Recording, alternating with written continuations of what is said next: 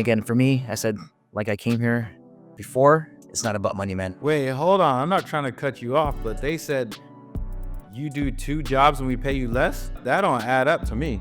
Well, you could do 2 jobs, but they'll pay you more. But the thing is, if I did one of those 2, I won't get the full amount. Okay, I understand. All right, cool. Jalil just trying to make sure your money right, even though this is a few years ago. Yeah, still, I was about to say, wait, hold up. If they having you do 2 jobs and paying you less than they would pay you to do 1, I was about to say, hold up, this don't make no sense. This is New Ground with Allen Hopkins Jr. Let's go. And Jalil Baba. Joining us this week on New Ground is a man that has his team in the 2024 MLS Cup Final. He is the New York Red Bulls sporting director, Julian de Guzman. And first and foremost, congratulations. What an incredible run through the East. And now you're 1 win away from an MLS Cup Final. Before we get into that matchup and sort of the process to even get here, what has this year been like for you in terms of just taking on this new role in New York as a sporting director and bringing your wealth of experience as a player, knowing this league, knowing the game in Europe into this role? What has that been like for you this year?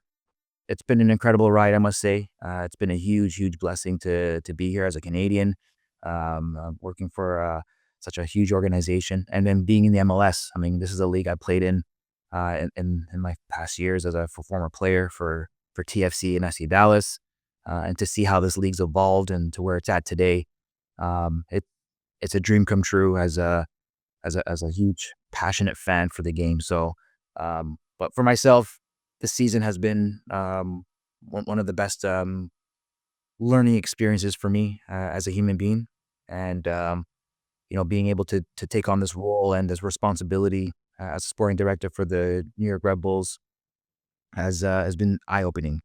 I never thought I would ever be in an organization in the U.S. that relates a lot to my experiences as not just a player for the Canadian national team and MLS, but also a player playing in Europe and in the Bundesliga and La Liga. And this would be the closest environment in North America that I could say is very European. It's a place that every professional soccer player in North America wants to end up in. They want to play in Europe one day. They want to be in those environments at that level, top 5 leagues in the world, you name it. But here it is in the Red Bull in Jersey. We live it every day, and for me to pass my past experiences and relate to what we're growing here as an organization, it's an incredible opportunity for myself to have as a former player, but also as a sporting director. It's a huge honor to be in this position today, and now we're talking about playing for a cup final and against LA. I mean, it's unbelievable. So yeah, truly proud, excited, but definitely focused on the task, and hopefully we can get it done. Julian, you can just hear the passion in your voice, the dedication to your craft. And, one of the things that I always, observed of you playing against you, namely when you were at TFC, was how passionate you were on the pitch, but most importantly, how intelligent you were. I always felt like you were a player that was always 1 or 2 steps ahead.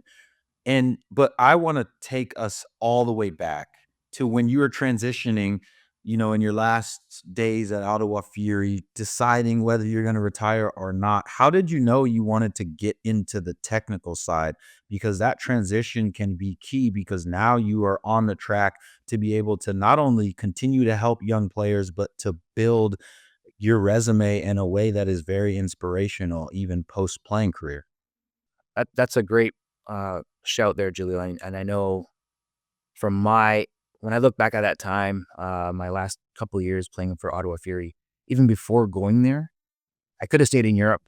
And I looked at my next steps after football. I asked myself, what am I going to do and what do I want to do?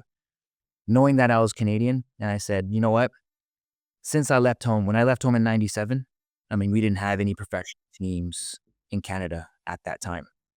Then you fast forward to 2015 when I had those opportunities on the table. I told myself, okay, you know what?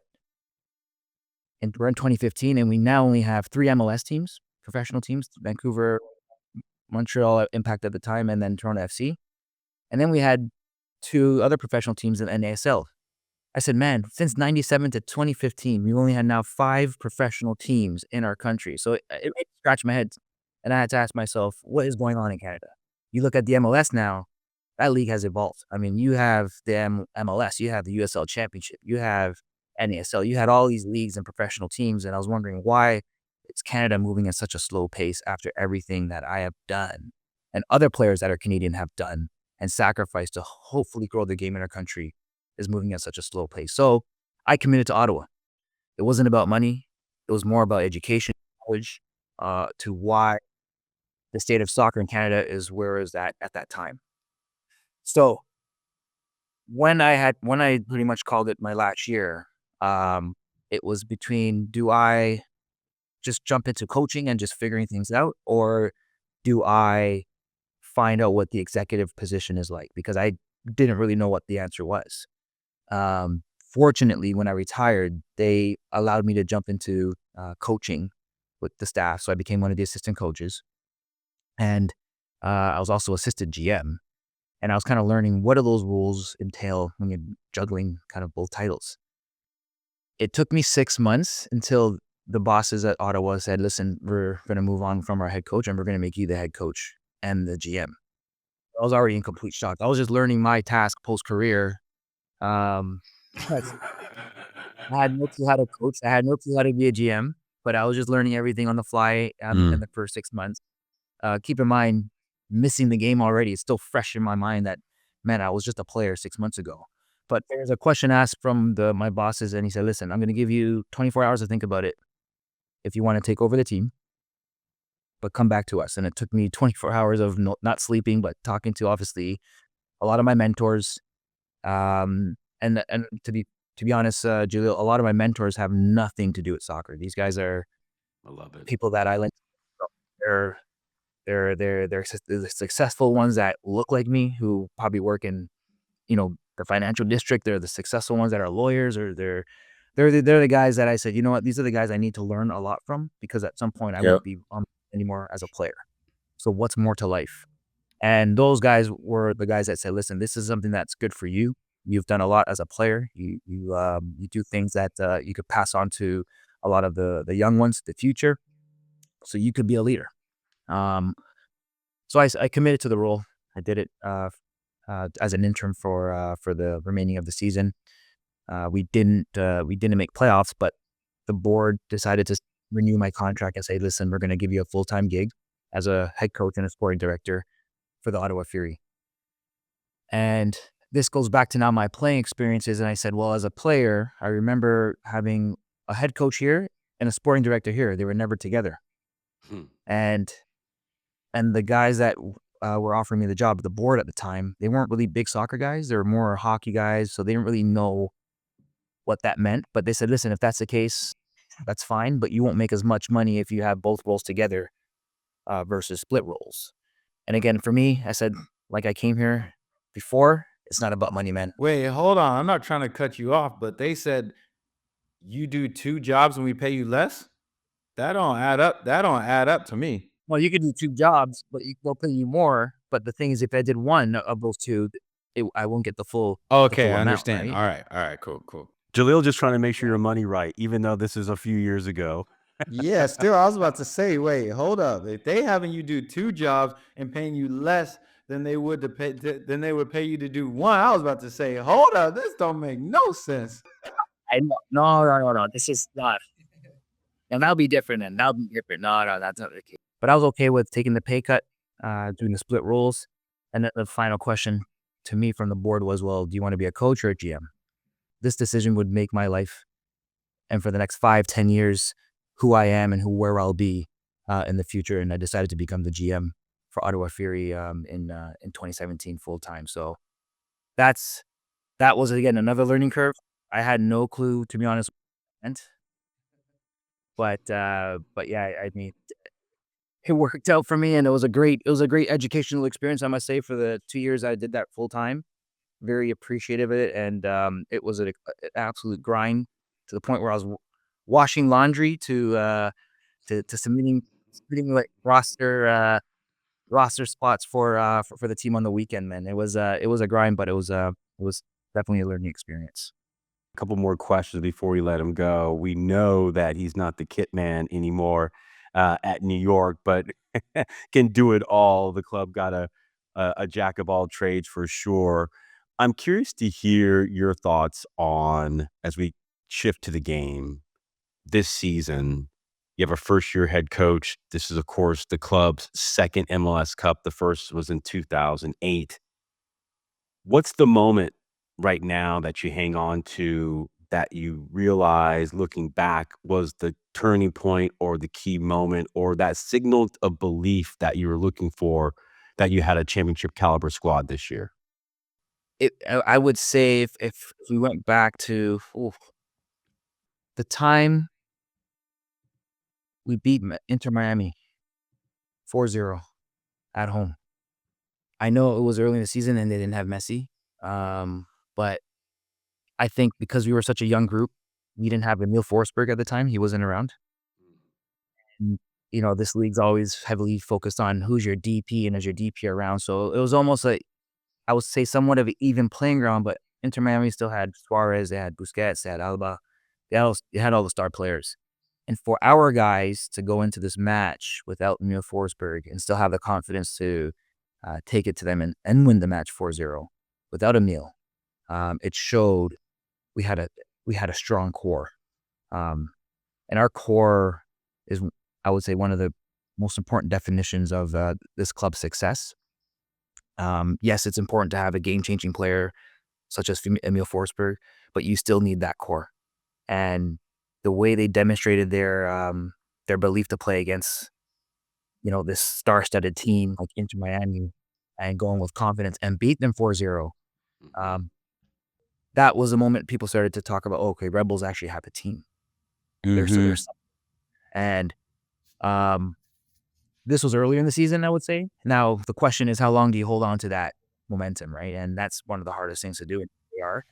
But we could always go back to that and say, okay, we play against one of the top dogs in this league and beat them 4-0. And nobody expected that. That was the first moment I had a sense that we have something that we could actually achieve. How do you guys sustain what you've done in this playoff run and win MLS Cup? What needs to happen? It's just being able to stay switched on. It is so hard. This league is a very difficult league. Believe me, I played obviously in Europe and La Liga and the Bundesliga, but this is a very, very difficult league. It's a long league as well. And keeping the guys switched on from the Monday to Friday leading up to a game is it's probably the most important thing if you want to have a successful team. Whether you win, whether you lose, you go through the results, you go through the emotions, but being able to manage these guys and continue to guide them through the next game, the next week, the next month, right? And it's being able to push everybody. So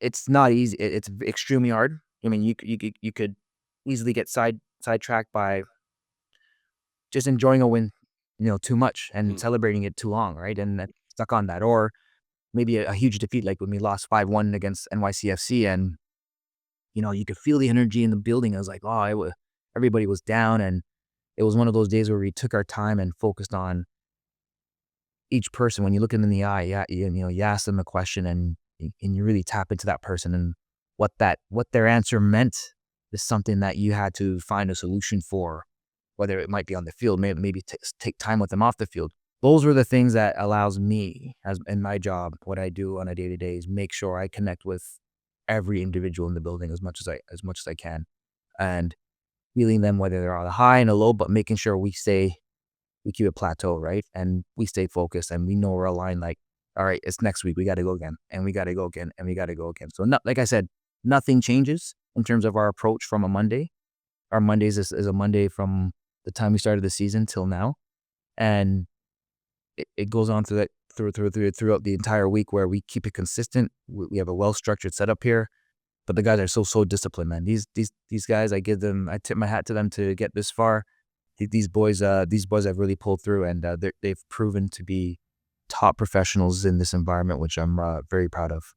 Well, really, it's a tip of the cap to the whole organization and Red Bull at large. When you consider you have a first-year head coach in Sandro Schwartz, your big DP, Emil Forsberg, first year. You're in your first year in your role as sporting director. You have the comeback player in the year in Lewis Morgan. I can only imagine the excitement about what's not only happening now in the MLS Cup final against LA, but what the future holds for this entire organization. And clearly, your connectivity to the players and bridging that gap between the front office and the technical staff has been well executed by you. So congratulations on making the final, which is always the goal circled on everyone's whiteboard. How do we get to the last game at the end of the year? You guys have gotten that, and we're just thankful for your time. You joining us on a busy week, to say the least. And on behalf of Jalil and the entire show, we wish you nothing but the best of luck in the MLS Cup final. Well deserved. Thank you, fellas. No, looking forward to it. Appreciate it. Thank you for having me on the show. And hopefully we could talk about something special